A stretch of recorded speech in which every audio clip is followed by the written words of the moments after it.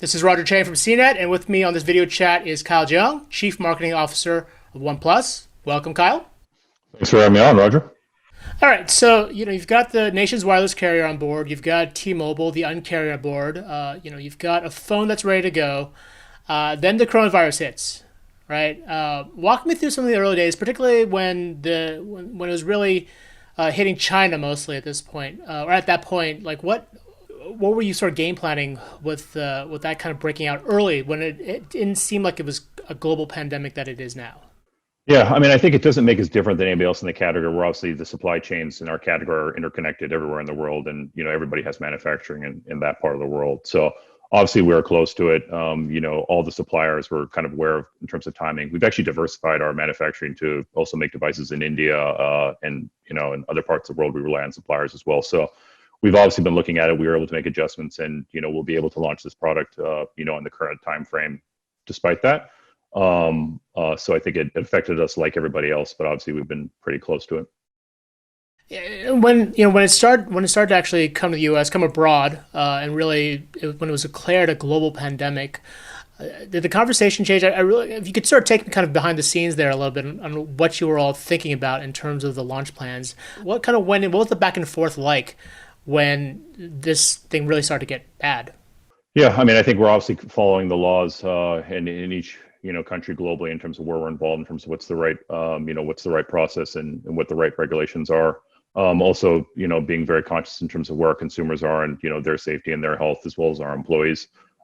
Pete mentioned that we did delay not a huge time frame. We also decided to obviously not host a physical launch event. We actually had planned on having a relatively large event in New York during this time frame originally, and obviously that was changed to be digital only. So we've done a lot of things that we had planned on doing offline digitally, and kind of taking into account the safety of our consumers and the situations and locally, obviously.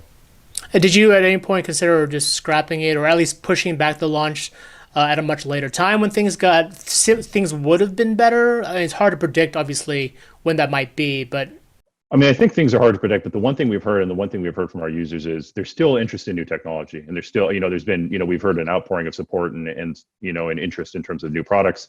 Technology in some respects is more important now than ever. In terms of people, obviously there's a lot of considerations to go into purchases from a mobile phone right now, but obviously people need to be more interconnected than ever.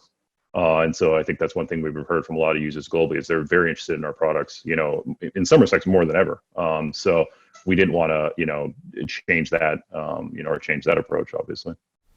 And you mentioned the launch was supposed to happen in New York. The actual presentation, this virtual presentation you put together, was that how close did that look to the final or to what the presentation would have looked like? And like, how did you actually accomplish that and maintain sort of the safety of the folks, of the employees actually participating in the presentation? Yeah, so obviously it changed pretty dramatically. Originally it would have been a probably a relatively large physical launch event with probably 3,000, attendees, members of press, members of our community that, are really excited about those events. What we did was something much, much smaller in scale with a very few amount of people, that we kind of produced globally in different parts to obviously do something that was safe for our employees, but also deliver the information I think people were interested to hear, and the response to it was pretty positive.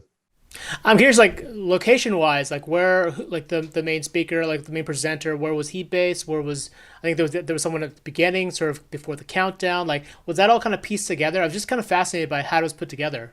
Yeah, it's pieced together actually. So in different parts of kind of the world, some employees kind of contributing content from the U.S., some from Europe, some from Asia. So Interesting. The timing of the launch, obviously, it's awkward. One of the big deals, one of the big reasons why you want to have a partnership with a company like Verizon is you want to get into the stores, right? So people can physically touch and hold these phones. Obviously, that can't happen now with this lockdown. Most stores are closed down.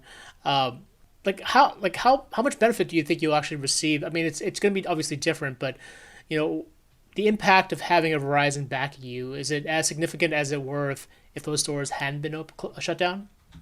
I mean, obviously, right now we're in a different situation, so I can't pretend to have a crystal ball to look into the future. But I think no matter what, there's a lot of Verizon consumers that will be obviously interested in getting a new device, and I think experiencing the their millimeter wave 5G network nationally. And so I'll defer to them in terms of kind of the changes to the distribution. But I think more than ever, people are interested in learning about devices, going online, reading about them, reading, reviews, getting information, digitally that they normally in the past might have gotten from going to their local carrier store. Obviously, in the future, we hope things change like everybody else. But I think the appetite for new technology hasn't changed.